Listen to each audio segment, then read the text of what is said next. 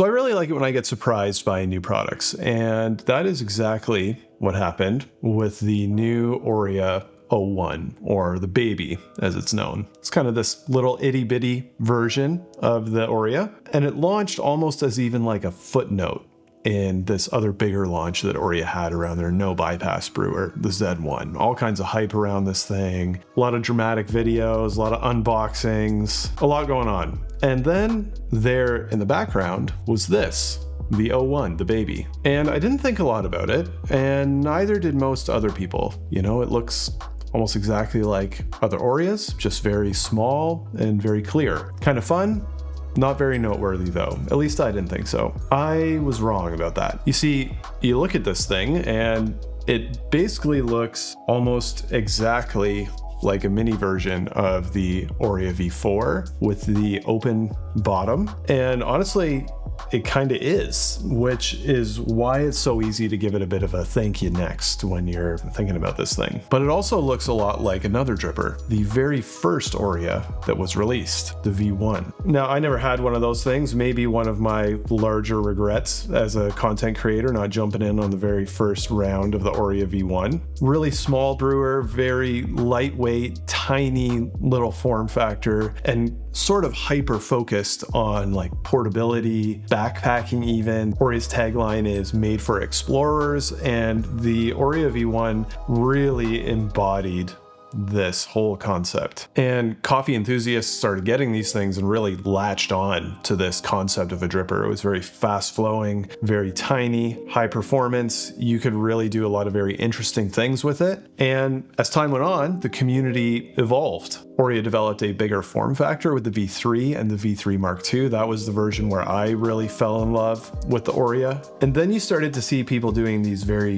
geeky and fun things with it. You know, negotiating their wave filters to try and get less bypass, and then moving into custom filters that would flow at faster rates so you kind of push the extraction in different ways. And then with the V4, you saw even more customization. You know, two different geometries, a wide and a narrow, bases that you could interchange, different shapes of negotiators for jamming the filter in different ways for different types of performance. Then you saw the Z1 launch, the no bypass dripper in collaboration with Melodrip that Orea did. All this stuff that was influenced by the very passionate Orea fan base. That Orea Z1 was sent to me actually by Horia, the owner of Orea. And inside the box, I'm not going to say as an afterthought, but almost like an afterthought, was this, the Baby. And once I really got looking at it, I really felt like the Baby sort of harkened back to that earlier era of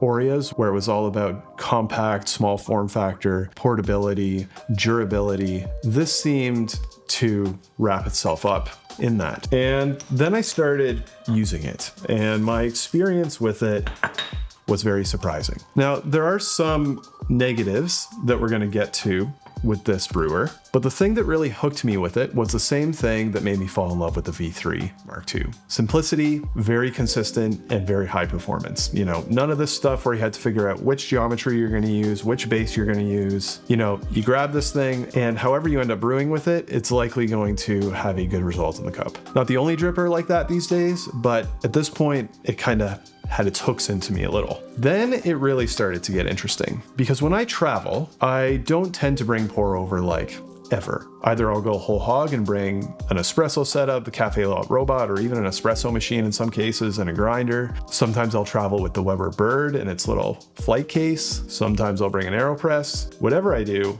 I don't tend to bring pour over for a couple reasons. Very often drippers are big and bulky. They don't fit into luggage very well. And second of all, they need a gooseneck kettle typically to do a good and consistent job. And I don't really have much interest in bringing a gooseneck kettle with me when I travel. And most of the accommodations, at least around where I am, don't tend to have a gooseneck. So I started wondering, could this Orea actually make me want to travel with pour over? You know, it flows fast. It's not prone to stalling. So what if I actually didn't use a gooseneck at all, and I used a kettle that's more like this, that you might find in an Airbnb or wherever you may find yourself? Typical spout, no flow control. Could I get a great pour over using a kettle like this? So I started experimenting. And I didn't have high hopes, to be honest, because, I would never normally make a pour over like this. You're really giving up a lot of the control that you have, and, it's a lot of agitation, and it can make for a very inconsistent, very poor quality brew. And I got really surprised because, despite my horrendous pouring with this thing, I decided to do my typical 5-pour recipe. That would be like a lot of agitation, especially with something like this where the water is just kind of gushing out. Wouldn't be surprised to see a stalled brew, but it flows really well. And this is not even using a crazy fast filter. This is using a stock Kalita filter. Again, a lot of agitation, but no clogging. Just smooth, consistent flow. And I did this once, and I did it again, and I did it again. And my results were shockingly consistent, not just in terms of drawdown, but also in terms of taste. Speaking of, let's see how we did here. This is an Ethiopian coffee from Hatch, a washed actually. It's Rumudamo.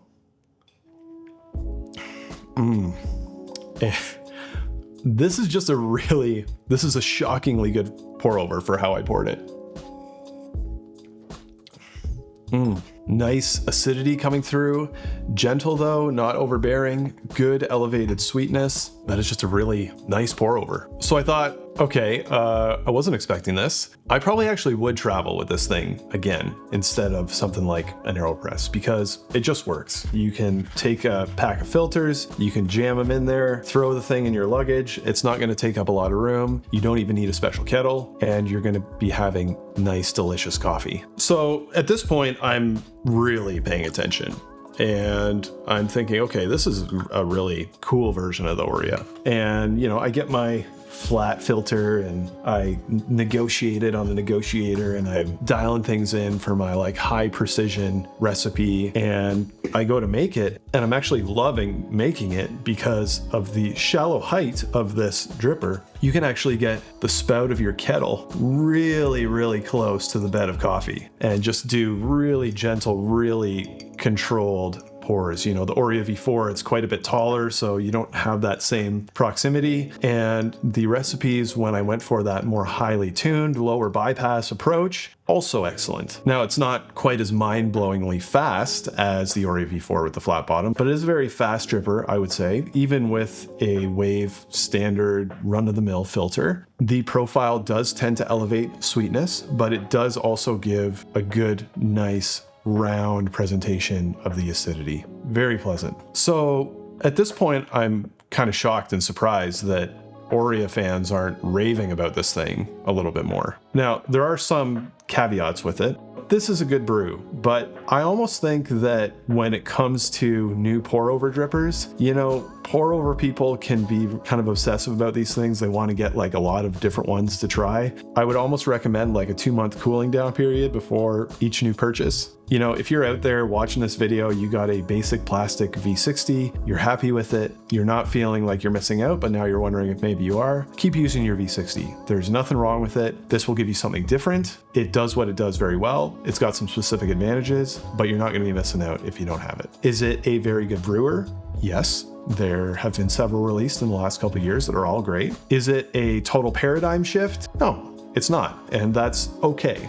And if anything, there are a couple of things that may soften my recommendation on it a little bit. And number one is probably the price. This dripper comes in at about $45 US. Now, if you're really into pour over, you might think, that's not too bad. The Kalita Mino ceramic dripper, that's, pretty run-of-the-mill dripper. And even that's $38. This is not terrible. But also, if you're just getting into pour over and you just spent $12 on a V60 online, $45 is a big jump. And you wouldn't be wrong about that. Now, Orea is a small independent company. They produce in high quality and small volumes. And with that combination usually comes higher prices. That being said, even though this is, I would say, one of the more reasonably priced premium drippers out there, if $45 is more than you might want to spend, totally valid. A couple other things that you may want to consider. If you want to do larger doses, I'm talking 18 to 20 to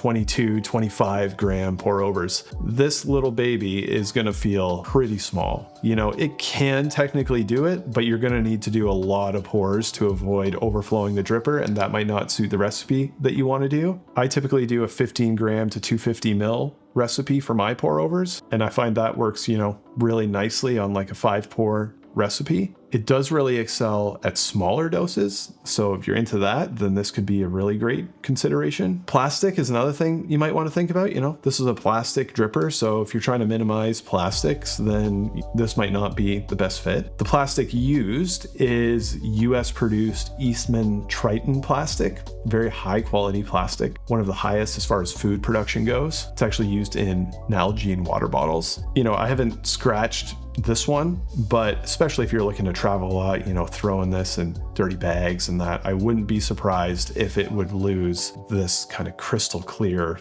finish at a certain point because it is made out of plastic. Now, on the flip side, there are a couple things that I really like about this dripper. It is very easy to use. Like I said, you can kind of grab whatever you got going on, and the odds are pretty good that you're going to end up with a good cup of coffee as long as you're using good coffee and a good grinder. It does use standardized filters, which I really like. You know, anytime you get a pour over dripper and the only filters that you can get from it, you have to order from another continent and get them sent across an ocean, like that just is a frustrating experience for me. Those filters very often tend to be more expensive as well. You can get those filters for this Orea, but it also works perfectly well with a readily available 155 size wave filter. Now, on the flat filter side, you can get some of those fancy filters that I talked about, Siberist's fast flowing filters. They will fit in this. There's even a special Orea version, and Orea also makes their own flat filters, which you can use, and you can do this thing with a negotiator that's pretty cool. They call it the taco method, where you kind of fold down 2 sides and then you fold down the other side, and then you kind of fold in each of the subsequent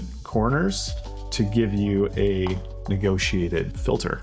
It's kind of cool. Definitely more hassle than a lot of people are going to want, but if you're looking for that high precision, low bypass brew, it's a cool option. And then one thing that I actually really do like a lot actually about this dripper in particular, and Orea's entire line, something that I always ask about when I'm making these videos is about a company's approach to manufacturing equity and sustainability. Before I had even had that conversation with Orea, I could tell that these things were very well made. You know, you just look at it, it's obvious that it's plastic, but it is like crystal clear plastic. Very commonly on other drippers, you'll see these kind of flow marks from where the injection mold is pushing plastic into the mold, and it leaves this mark on the plastic. You can see that even on the AeroPress. Lots of other plastic products like that will have this if you look at some plastic stuff around your house. Other drippers have kind of this almost like warped finish with some distortion in it. It's very typical when it comes to plastic molding and manufacture. This is just perfectly clean. It is a really nice mold, no imperfections, no distortion, just really well done. And when I asked Orea about this, you know, it says on their website they're made in Taiwan. That's a great place to manufacture. Good labor laws in Taiwan as far as all of that type of thing goes. Orea, the owner of Orea, has actually visited the factories in Taiwan several times. And the people that make this specialize in molding transparent plastic parts. It's kind of their focus. And not only are the labor laws and the material, which is that US based plastic, you know, it's manufactured in the US, then sent to Taiwan. It's made in Taiwan in this very high quality environment. You know, they're not just shipping this out to the lowest bidder and making it happen however they can and then pocketing all the margin. You know, you can tell that there's a lot of care that goes into the manufacture and production of this thing. So I like that. Overall, I really like this dripper, and I was expecting to just kind of gloss over it in all the stuff that I get to test. You know, I think if you're an obsessive pour over person, you like collecting different drippers to give you different experiences, or, you know, maybe you're looking for something that is extremely portable and versatile that you can travel with, but you still want to be able to dial up from a precision standard when you're at home. Or maybe you're just an Orea fan and you hadn't really given this much thought in the wave of their other releases. You know, I think in any of those cases, this brewer is worth a look. If you got a V60, you're happy with it, is there any reason why you should feel bad about continuing to use it? Absolutely not. I still brew on my plastic V60 on a regular basis, so you'll be in good company. Now, I would love to hear what you think of the new Baby Orea. Surprise me? What do you think? Should Orea do more of this more simple, focused product? Or do you like their other stuff with the V4? Or maybe you think the whole conversation is ridiculous and we should just all use V60s? Let me know what you think in the comments. I hope your next cup of coffee is fantastic, and we'll see you next time.